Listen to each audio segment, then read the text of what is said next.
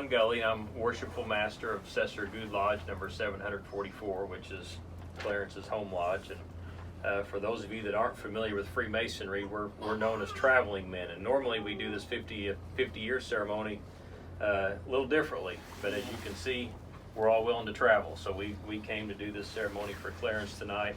And it's great to see brothers from lodges all over the place. There's people here from Cesar, and some of these guys I don't even know. What lodge are you? What lodge are you guys from? 802 Williamson Lodge. Williamson Lodge. Murfreesboro.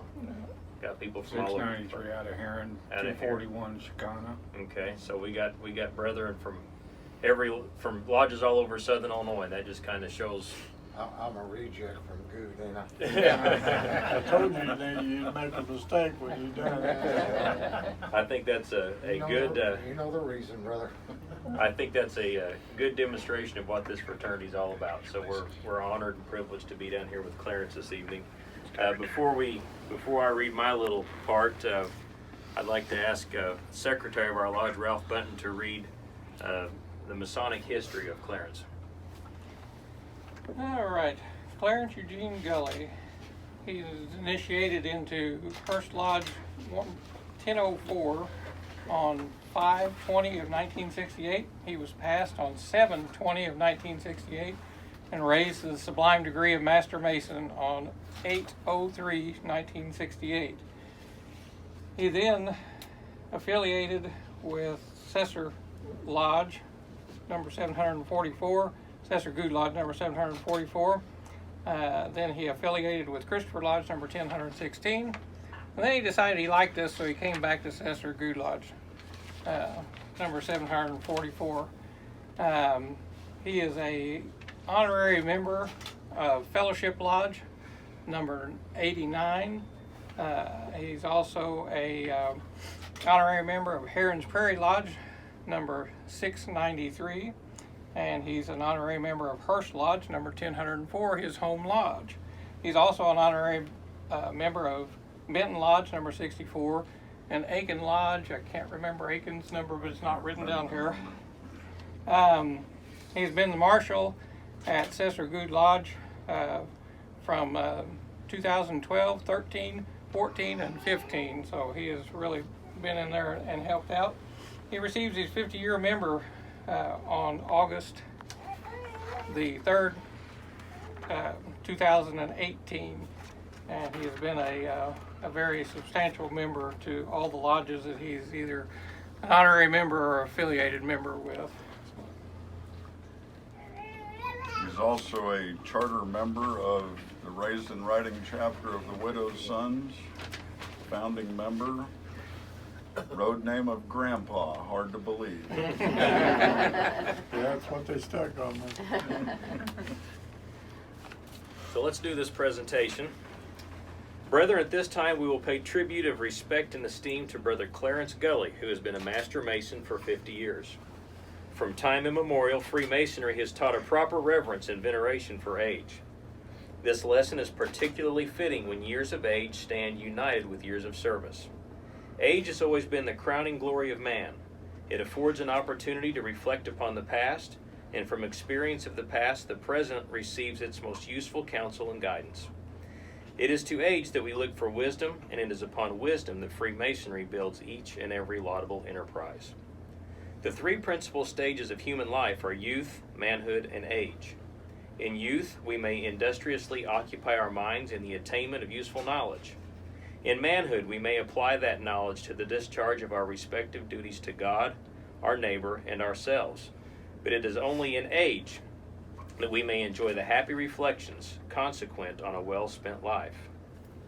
It has been your privilege, Brother Gulley, to have been a Master Mason for 50 years. For half a century, you have given of your time and substance. Therefore, in recognition of your Masonic record, the Grand Lodge of Ancient, Free, and Accepted Masons of the state of Illinois has seen fit to prepare a 50-year certificate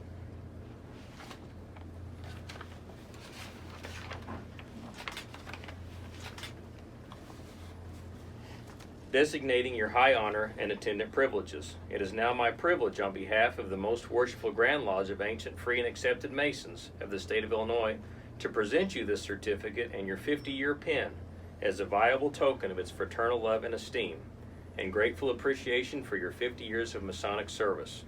May you always carry it in health, happiness, and prosperity, with pleasure to yourself and honor to all the craft. We congratulate you upon your high and distinguished recognition. There's- I want to see it, but Yeah. I've been waiting. You gonna pin it on him? Go ahead. Oh, you go ahead. Okay. Let her pin it on him. Put it on his lapel there. Actually, I'll let Billy do it. Yeah, there you go. He's liable to draw Well, blood. reach behind you there and grab Yeah. his colors there. Yep, Let me let have the those. grandson do it for him. I'll get out of the way and let Billy do it. Hold on, Billy, before you do it.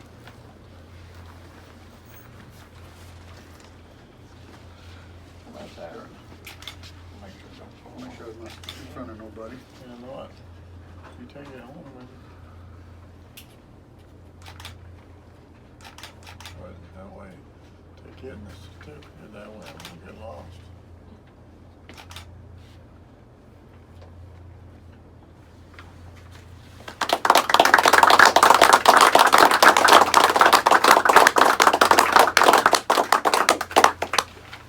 Now it's your turn to talk. Speech. Well, 50 years. I can tell you how I got started. My dad was an odd fellow. I figured I didn't want to go through life being called an oddball, so I would have never have done that. And my oldest brother, became a Mason, and I was a teenager, and I often thought, I used to listen to him talk about getting coached, And I thought, my God, I want to do that one of these days. And I never did get it going until, of course, I did service. And I come out and got married.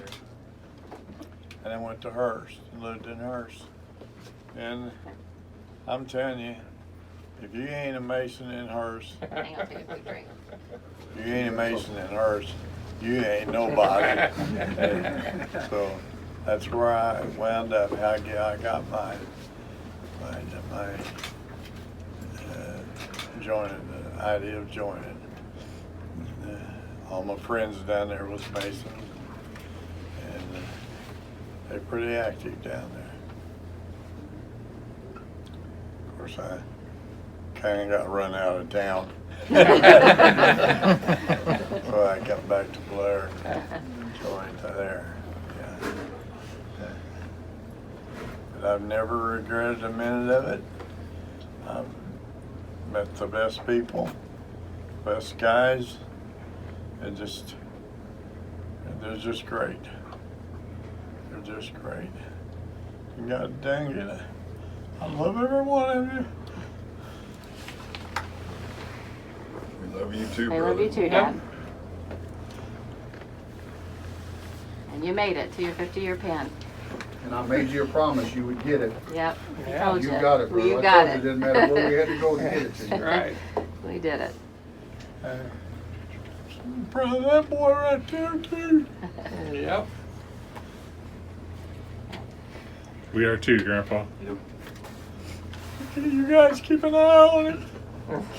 I'll keep an eye on them. Yeah. He's the only one well behaved out of us. Yeah. Yeah. The rest of us are like you, ruffians.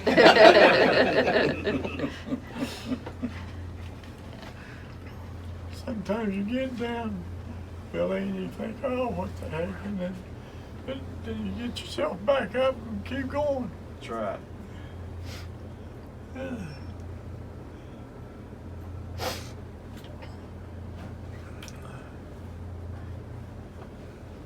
Well, Dad, I'm very proud of you.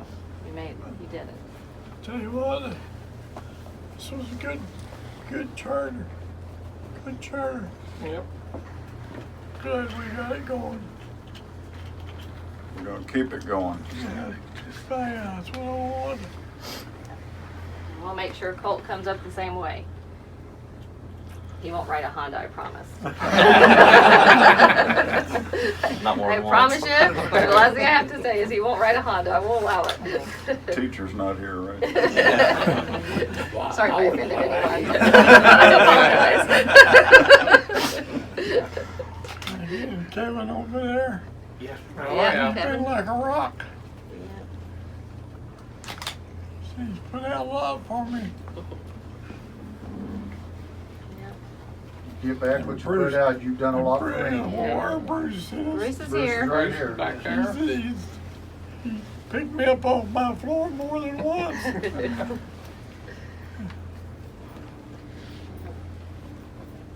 Spent a lot of time in squad car with him, so I know him quite well. In the back? I was gonna say, you can't tell many stories now, his wife's here with him. Yeah. Go ahead. We done some things that put us in jail now. Yeah. He's the only reason I stayed out of jail. And you were the good guys. Yeah.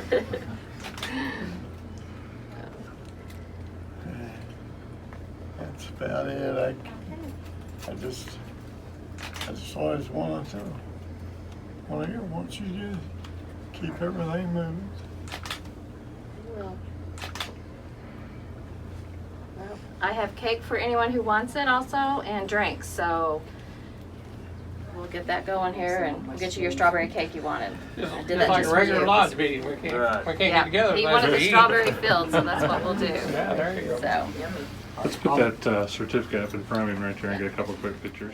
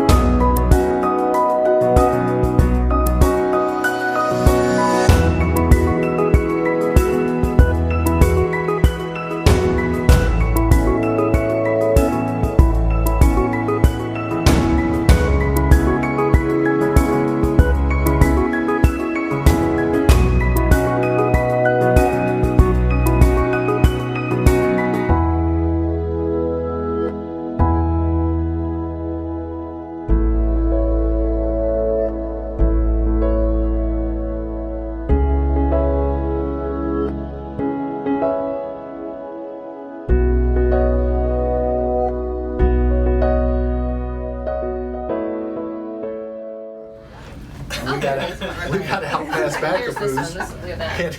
That's Sarah. He goes to pass somebody on the triple bridges, and I'm in the back seat. He pulls out, and Joe's yelling, "There's a car coming! I could beat him!" And he floors it. I'm having a heart attack in the back seat, and he's laughing the whole time. Yeah. Whips back in. Me and Joe's white as I know, ghosts. it's, He's laughing. Good thing we wasn't in that old piece of shit Dodge. Yeah, that's my final. I'll bet you it wasn't 100 yards to that car when he pulled out. He was. That guy had to put on the 100 brakes. yards, 100 yards, that's plenty of room. Yeah, for a Chevrolet. Yeah, You know, on a cold night, cold quiet night, you can hear a Chevy rust. yeah. I hope not. Even with all that rust, you'll still. I'll tell you what though, when I ain't kidding you to it, was up on a 1976 Monte Carlo, brand new. Didn't drive it much, just carried him, put it in the garage. And I tell you what, it rusted away in the garage. It really did. I never seen nothing like it. All the mid-70s cars and trucks just rusted bad. Chevys were terrible. They above the wheel wells. Yeah, mine was around the back windows. You know, the roof come down. And God, For the record, state your name. God, I'll tell you that name. I say it enough during the day. It's Clarence Gulley, 12/22/42.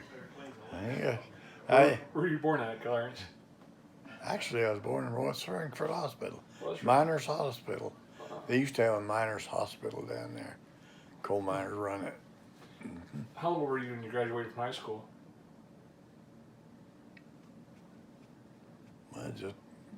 Just a little over 17, yeah. Then when did you join the service? Just as soon as I turned 18. What branch? There's only one branch, brother. That's the U.S. Army. The rest of them draft dodgers.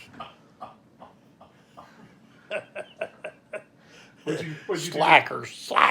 Yeah. Do? What did you do in the Army? I was in the artillery. You was in artillery?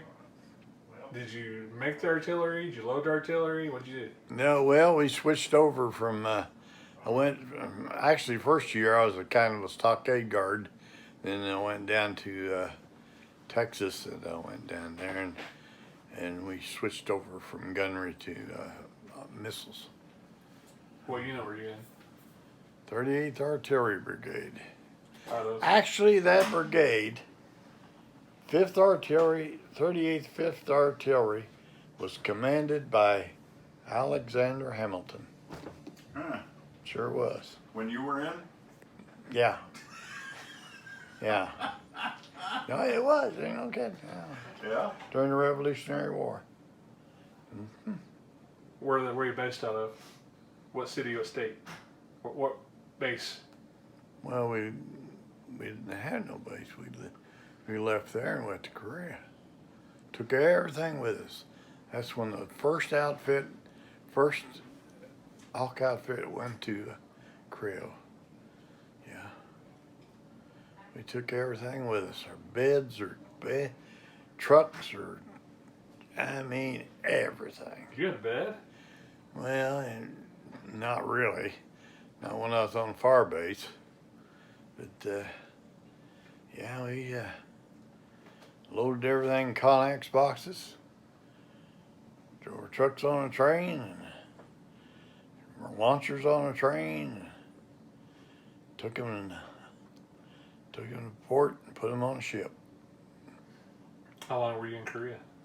Well, 13 months, wasn't it? Usually about 13 months. Did you say Korea or Vietnam? Korea. You in Korea. Yeah. I was so close to the DMZ, we used to have binoculars. We'd sit up there and watch hamburgers and look at them, and they'd be looking back at you, you know.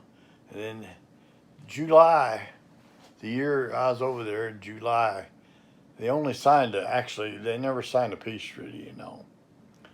And they signed a 10-year ceasefire agreement. That's what they signed. And July the 4th was when that was up. And they used to play, they had big speakers over, you know. They'd holler over them speakers and they'd holler, "July, you die! July, you die!" Then they had Peking Peggy. She'd get on the radio and they'd play that, you know, Peking Peggy, and play songs and play propaganda and all that stuff. And it was Like the old Tokyo Road. yeah, well, it was the same thing, yeah. Mm-hmm. Yeah. Then when the Cuban crisis come up, I thought we were gonna get it now. Let me tell you, old Kennedy about got us into it. A lot of people don't realize it. He about got us into it. He ain't kidding. If he hadn't have stopped, if he'd have give them CIA people, them planes, when they first went in there at Bay of Pigs, that had all been over. Had all been over. It had been done. Castro had been out there, but he didn't do it. And it come back to bite him in the butt. And the Russians thought, well, Hank, we can do more, And when they formed up to go to Cuba, man, them Chinese was up there. Whew, whew. You could see them running up down the road down there, stirring up dust with their tanks. Never forget it, because I've told Bruce the story, I don't know how many times. I said, I had a buddy from Chicago. His name was Raymond LeBeau. He was a radar man. And we put all our Class A uniforms that we had, we put them in one Quonset and set 5-gallon cans in there with thermite grenades. And we loaded all our trucks, and put our guns on top, and took the launchers, put them up. We called it E6 Leap, up there on top of the mountain, and put a payloader behind. We'd go push them launchers, missiles off that cliff, and Captain Runyon, he got out that morning. And he said, "Boys," he said, "in 24 hours," he said, "we're going to war." Old Raymond LeBeau, he started crying. I'll never forget it. And he said, of course, hell, I was 18 years old, 10 foot and bulletproof. I didn't care. And he said, "Hey," he said, "what are we doing?" He said, "I'm an artilleryman." He said, "Now you're an effing infantryman, boy. We're on south." Yeah. Yeah, it was good something, yeah. Oh. What was the highest rank you achieved in your service? I made E4 is all I made. I should have made E5 long. What I did, I made E3 3 days early.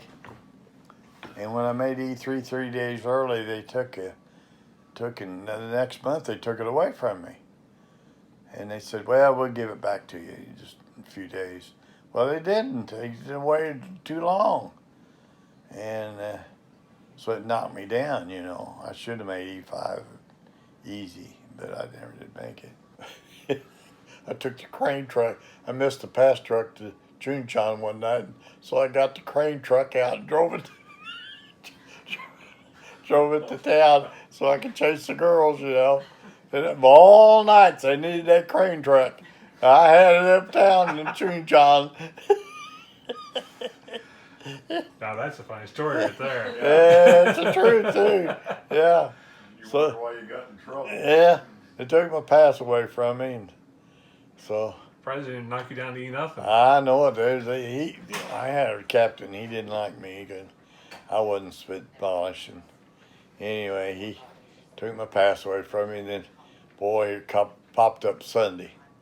A bunch of South Koreans come by with their trucks and hauling heavy loads, and the rear seals went out of their trucks because they didn't have the equipment back then they got now, And they trying to cross them mountains, and the seals busted out of their rear ends of their truck. The only guy there could fix it was me. And I went up there, and I didn't have no gasket material, so I took me a file folder, file folder. Vanilla folder? Yeah, vanilla folder, and I laid it out, and took me a ball peen hammer, and peck around, made me a gasket and fixed every one of them trucks, yeah. Works good. Yeah, it worked good. You can give them a pass back.